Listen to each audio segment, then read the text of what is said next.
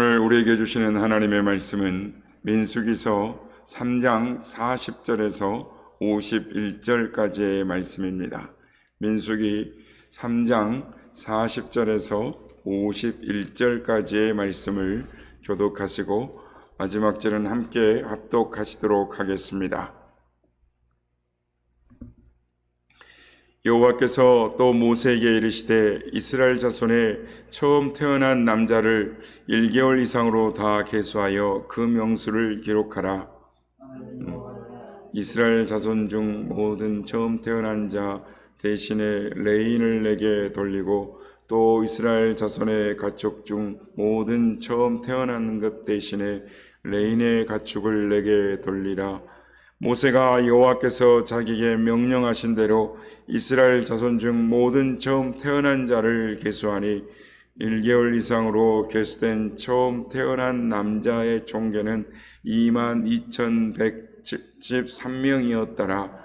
여호와께서 모세에게 말씀하여 이르시되 이스라엘 자손 중 모든 처음 태어난 자 대신에 레인을 취하고 또 그들의 가축 대신에 레인의 가축을 취하라. 레인은 내 것이라. 나는 여호와니라. 이스라엘 자손의 처음 태어난 자가 레인보다 273명이 더 많은즉 속전으로 한 사람의 5세겔씩 받되 성소의 세겔로 받으라. 한 세겔은 20개라 하니라. 그 더한 자의 속전을 아론과 그의 아들들에게 줄 것이니라. 모세가 레인으로 대속한 이의 사람에게 속전을 받았으니 곧 이스라엘 자손의 처음 태어난 자에게서 받은 돈이 성소의 세겔대로 1365세겔이라. 모세가 이 속전을 여호와의 말씀대로 아론과 그의 아들들에게 주었으니 여호와께서 모세에게 명령하심과 같았느니라. 아멘. 할렐루야. 오늘도 우리의 예배 가운데 함께 하신 주님을 찬양합니다. 그리고 온라인으로 유튜브 예배로 기도의 향연으로 하나님 앞에 예배드리는 모든 성도님들께 하나님의 은혜와 평강이 함께 하시기를 기원드립니다. 기독교 정신의 최고 용어 중에 하나가 긍휼이라는 단어입니다. 이 긍휼을 한마디로 말하면 상대의 입장에서 그 사람이 생각하고 있는 바가 무엇인가를 아는 것이고 무엇을 소원하고 있는가를 생각하는 것입니다. 오늘의 사회를 들여다보면 사람들의 마음속에 너무나 긍휼의 마음이 없는 것을 보게 됩니다. 내가 조금 불편하면 사정없이 비난하고 정죄하는 것이 우리의 모습입니다. 그리스도인들도 다름없습니다. 사용자는 근로자의 마음을 너무 모르고 근로자들은 사용자의 마음을 너무 생각하지 않습니다. 높은 자들은 낮은 자들의 마음을 너무 알지 못하고 반대로 낮은 자들은 높은 자들의 마음을 너무 이해하려고 하지 않습니다. 강한 자들은 약한 자가 안중이 없고 약한 자들은 강한 자를 비난하기에 여념이 없습니다. 가진 사람들은 없는 사람들의 서러움과 눈물을 생각하지 않고 없는 사람들은 가진 자들이 부당한 방법으로 가진 것으로 매도하는 것을 우리는 우리 사회를 보게 됩니다. 가정도 사회와 다를 바 없습니다. 서로를 향한 마음에 긍휼의 마음이 없습니다. 이런 마음을 가지고 있으니 가족 구성원이 서로를 사랑하기 힘든 것입니다. 사랑하는 아내의 마음을 또는 남편의 마음을 얼마나 많이 이해하겠습니까? 물론 말로는 이해한다라고 정작 말은 하지만 남편과 아내의 깊숙한 심정으로 그 마음을 알기 위해서 얼마나 애썼는가 우리의 가정을 우리 자신을 조금은 짚어보아야 할 것입니다. 그렇습니다. 성도 여러분, 사람은 항상 자기 중심적입니다. 상대방의 마음을 살피는 긍휼의 마음이 없습니다. 이것은 하나님에 대해서도 마찬가지인 것입니다. 보이는 사람들의 마음을 알려고 노력하지 않는 사람들이 보이지 않는 하나님의 마음을 얼마나 알려고 애쓰겠습니까?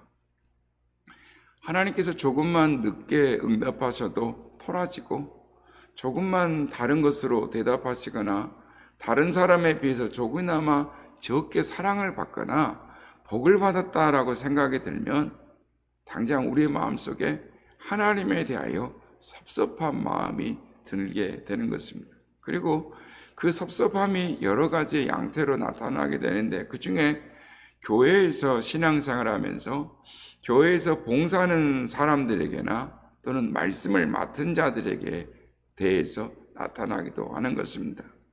사실 성경을 보면 하나님께서도 때로는 사람을 편애하는 것처럼 보일 때가 적지 않습니다. 요셉이나 다윗은 참으로 귀한 일을 많이 했습니다. 그러나 하나님께서 그들을 얼마나 사랑하셨는지 때로는 우리는 말씀을 보다가 질투가 날 때가 있습니다.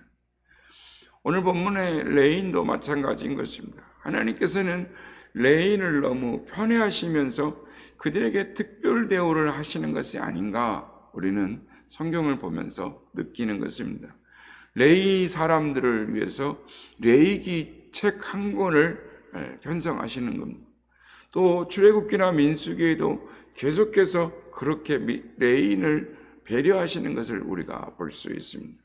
민수기 1장과 2장에는 군대를 편성하기 위해서 인구조사를 했는데 레위인들은 제외시키라라고 말씀을 하십니다. 오늘 보면 3장에는 다른 지파들을 경우 전쟁에 내보내기 위해서 인구조사를 하라. 인구조사를 했지만 레위인들은 제단에 봉사시키기 위해서 인구조사를 하게 하셨습니다.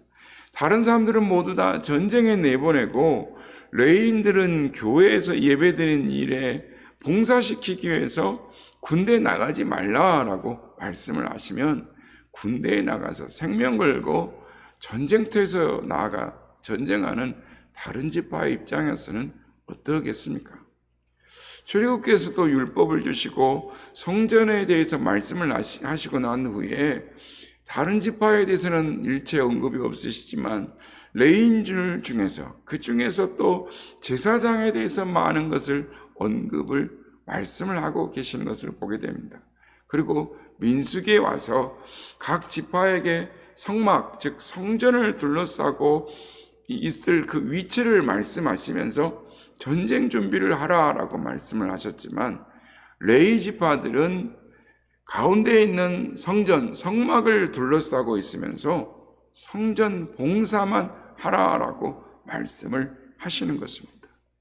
다른 지파 입장에서 보면 얼마나 불공평하며 레위인만 편애하는 것처럼 느껴지겠습니까? 성도 여러분, 우리가 민수기 전체를 우리가 계속 묵상하게 될 때인데 민수기를 보면서 느낄 수 있는 전체적인 분위기는 전쟁의 승패가 전쟁에 나가는 다른 지파와는 전혀 관계가 없이 이 제사 드리는 레위 지파에게 전쟁의 승패가 달려 있는 것처럼 느껴진다라는 것입니다. 어떻게 보면 하나님께서 레위 지파만 편애하시는 것처럼 보이는 것이 민수기에서 느낄 수 있는 인간적인 분위기인 것입니다. 그러나 여러분, 우리 하나님께서 과연 누구는 더 귀하고 누구는 덜 귀하다라고 편가름을 하시겠습니까? 아닙니다. 성도 여러분, 우리가 성경을 읽으면서 주의할 것은 성경 전체에 있어서 특정한 인물 자체를 하나님은 귀하게 생각하시는 것이 아니라 그 사람을 통해서 하나님께서 나타내시고자 하시는 일을 중요하게 생각하신다라는 것입니다. 그 내용과 그 사람을 통해서 하나님께서 무엇을 목적하시는가를 말씀하고 계시는 것입니다. 예를 들면 죽은 사람도 살려내었던 참으로 능력이 대단했던 하나님의 종 엘리사는 죽은 후에도 그 무덤에 시체가 던져지자 그의 썩고 있는 즉 뼈에 닿자마자 죽은 시체가 일어나는 것을 우리가 볼 수 있습니다. 이 일을 통해서 하나님께서는 엘리사가 그처럼 위대한 선지자다라고 말씀하시는 것이 아니라 하나님께서 그를 통해서 사람을 살리셨고 뿐만 아니라 죽어서 그 뼈를 통해서도 그의 엘리사의 죽은 뼈를 통해서도 죽은 사람을 살리실 수 있는 그 분이 하나님이시다라는 것을 말씀하시는 것입니다. 유대왕 여호사밧은 모압과 암몬과의 연합군의 전쟁을 할 때 객관적인 이 군세로 보아서는 전혀 이길 수 없는 상황이었지만 하나님의 말씀대로 맨 앞에 성가대를 세우고 군대들을 하여금 그 뒤를 따라가게 했는데 질 수밖에 없는 전쟁에서 대승을 거두게 됩니다. 여기서 자칫 잘못 생각하면 성가대가 너무나 귀한 직분이며 성가대의 찬양이 능력이 있다라고 생각하기 쉽지만 그렇지 않습니다. 전쟁은 하나님의 손에 달려 있으므로 하나님께서 무엇을 통해서든지 이길 수 있다라고 말씀을 하시는 것입니다. 전쟁은 하나님께 속해 있다라는 것을 말씀하시는 것입니다. 그러니까 성가대의 찬양을 통해서든지 또는 한 사람의 골방의 기도를 통해서 한 사람의 미약한 기도를 말미암아 신약에 보면 작은 어린아이의 점심 도시락 오병이어를 통해서도 하나님의 놀라운 역사가 일어나는 것처럼 찬양이든 기도이든 한 사람의 골방 기도라 할지라도 이 나라가 전쟁에서 이기게 하고 다시는 전쟁에 휩싸이지 아니하게 할 수 있는 분이 하나님이시다라는 것을 말씀하고 계시는 것입니다. 그렇습니다. 하나님께서 레인을 통해서 말씀하시는 바도 중요한 것은 레위 지파나 그가 하는 일, 즉 제사직이 아니라 제사, 예배가 중요하다라는 것입니다. 예배를 위해서 봉사하는 것이, 예배에 진실되게 참여하는 것이 얼마나 중요한 것인가를 가르쳐 주기 위해서 레위 지파에 대한 부분을 하나님이 강조해서 말씀하고 계시는 것입니다. 다시 말씀드립니다. 전쟁에서 군사력이나 병기가 좋다고 승리하는 것이 아니라 하나님께서 승리해 주시면 승리하는 것입니다. 그렇습니다. 인생의 승리는 그 사람이 예배를 얼마나 귀하게 여기며 얼마나 바른 예배를 드리는가에 달려 있다라고 말씀하시는 것이 오늘 본문의 주된 메시지인 것입니다. 그러므로 이것을 잘못 판단하면 안 되는 것입니다. 목사라는 직분이 교회에서 꼭 없어는 안 될 직분이지만 하나님께서 어느 날 너 오늘부터 그만, 너 오늘 그만라고 말씀하시면 즉각 하나님 앞에서 사람 앞에서 보이지 않는 존재가 되고 맙니다.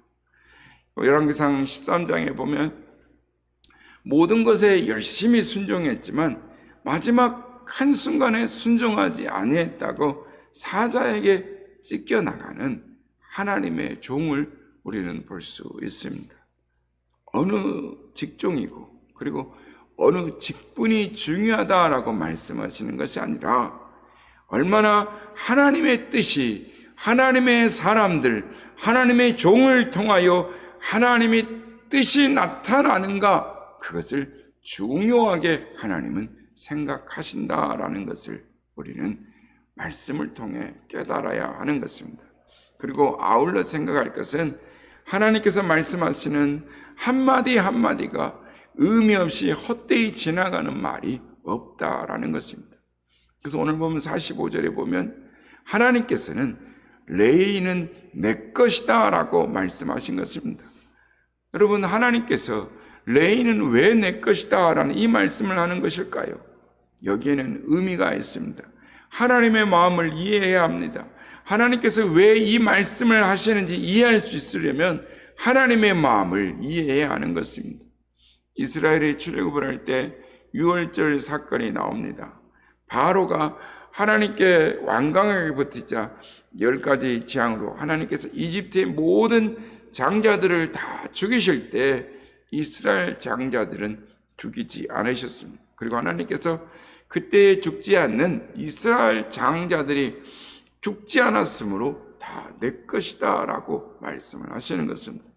이스라엘의 모든 장자들이 다 하나님의 것이므로 그 장자들 대신에 레위 사람들로 같은 숫자를 내게 달라라고 말씀을 하시는 것입니다. 이 말씀을 잘못 생각하면 하나님께서 억지를 부리시는 것 같습니다. 예를 들면 지갑을 주운 사람이 주인에게 내가 주었으니 이 지갑은 내 것이다 라고 말하는 것 같기도 하고, 물에 빠진 사람을 구해주고 나서 그 사람은 이제부터 너는 내 거다, 내가 생명을 건져줬으니 내 거다 라고 말하는 것처럼 하나님께서 뭔가 좀 억지를 부리시는 것 같이 이렇게 보인다라는 것입니다. 그런데 성도 여러분, 하나님은 원래가 그런 분이 아니십니다.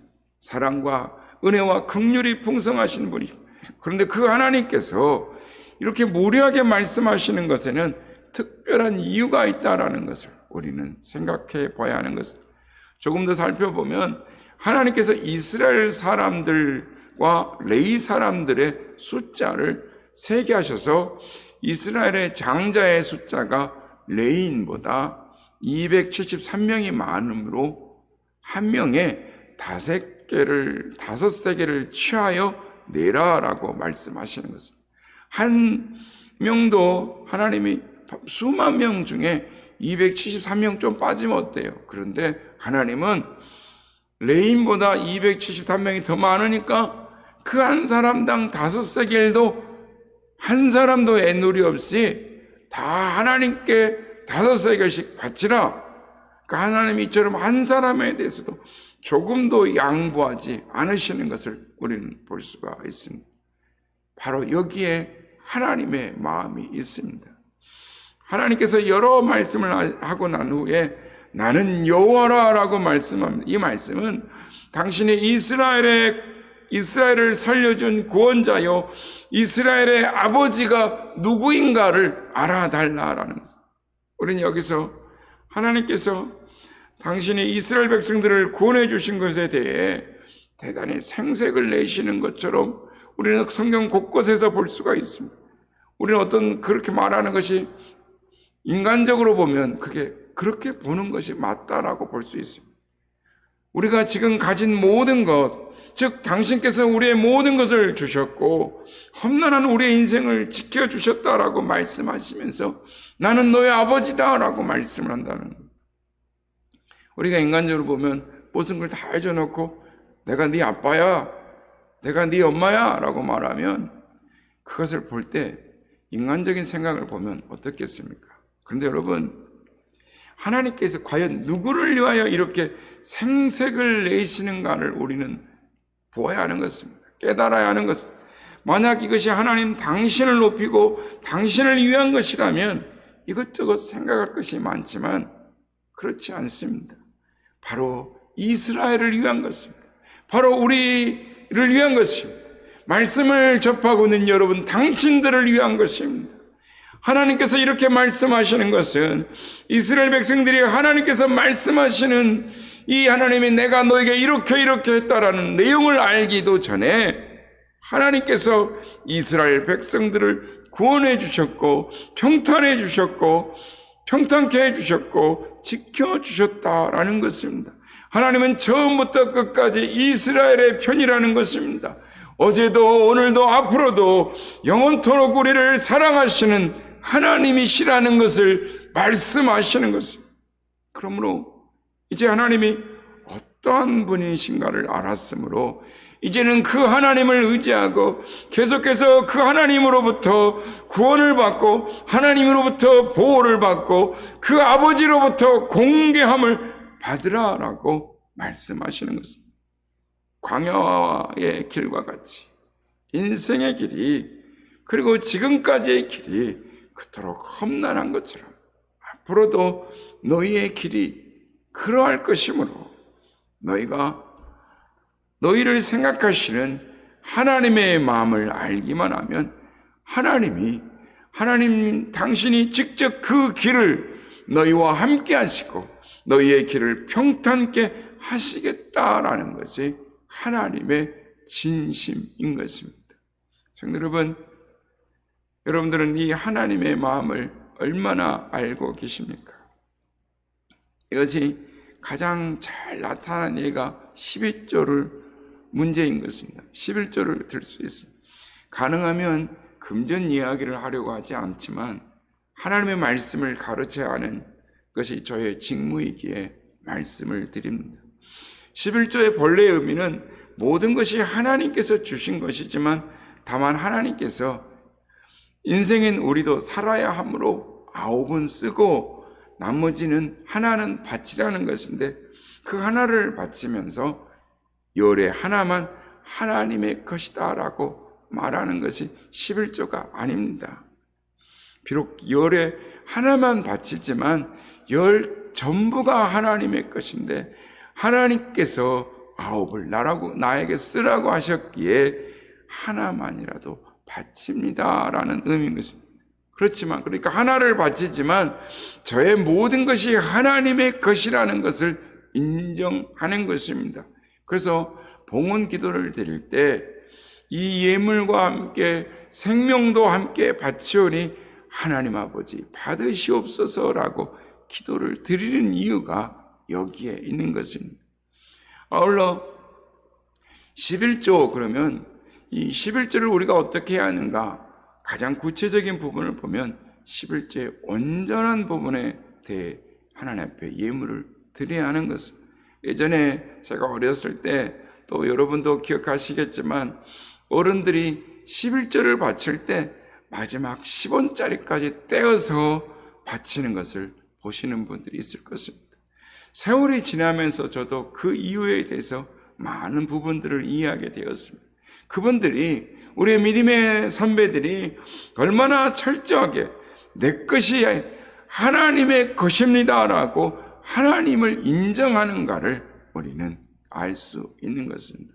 오늘 본문에서도 하나님께서 수만 명 중에서 273명을 사명을 빼주어도 될 것 같지만 얼마나 철저하게 하나님은 하나님의 것을 챙기시는지를 모릅니다. 여기에서 전제되는 부분은 당연하게 이스라엘의 구원자는 하나님이시고 이스라엘을 지키시는 분은 하나님이시란, 구원은 하나님이시라는 것을 인정함에 있습니다. 그러므로 확실하고 온전한 11조를 드리는 것은 하나님은 나의 구원자이며 내 인생의 주인이시고 나의 모든 것의 소유자가 되심을 당연하게 인정하는 전제가 들어있는 것, 그것이 11조인 것입니다. 그러므로 우리가 앞에서 살펴본 대로 이 모든 것들을 통해서 하나님께서 정말로 기뻐하시는 것이 무엇인지 우리는 충분히 하나님의 마음을 헤아려 이해할 수 있는 것입니다. 그렇습니다. 하나님께서는 모든 경우를 통해서 하나님의 백성들이 하나님을 인정하는 것을 그렇게 좋아하시고 그렇게 기뻐하시고 기대하신다라는 것을 우리는 말씀을 통해 느낄 수가 있는 것입니다. 성도 여러분, 하나님께서 얼마나 안타까우시면, 얼마나 속상하시면 나는 여호와다, 레위는 다 내 거다, 274명 그거 5세겔 생명의 속전을 하나도 다 빼놓지 말고 바쳐라 라고까지 하시면서 하나님이 우리에게 하신 일들을 그렇게 생색내시는 것처럼 말씀을 하시겠습니까? 알아달라는 말씀입니다. 하나님을 인정하라는 것입니다. 이것이 우리를 향한 하나님의 기대하심이고 하나님께서 기뻐하심인 것입니다. 사랑하는 여러분, 사람의 가장 큰 힘이 어디서 나오며 신자들의 가장 큰 권세가 어디에서 나옵니까? 하나님의 기뻐하심입니다. 만약 하나님께서 기뻐하신다면 여러분들이 못할 것이 없습니다. 논리적으로 보면 하나님의 기뻐하심은 하나님은 온전히 나의 하나님이라고 인정하면서부터 나올 수 있습니다. 성도 여러분, 여러분께 한 가지의 질문을 함으로 말씀을 마치고자 합니다. 여러분이 온전히 하나님이심을 인정하는 것을 여러분의 삶 속에서, 여러분의 무엇을 통해서 하나님 앞에 보이면서 살아가고 계십니까? 하나님은 나의 하나님이십니다를 무엇을 보이면서, 하나님 앞에 무엇을 보이면서 살아가야 할지 마음에 결단하시며 살아가시는 오늘 이 아침이 되시기를 예수님의 이름으로 축복합니다.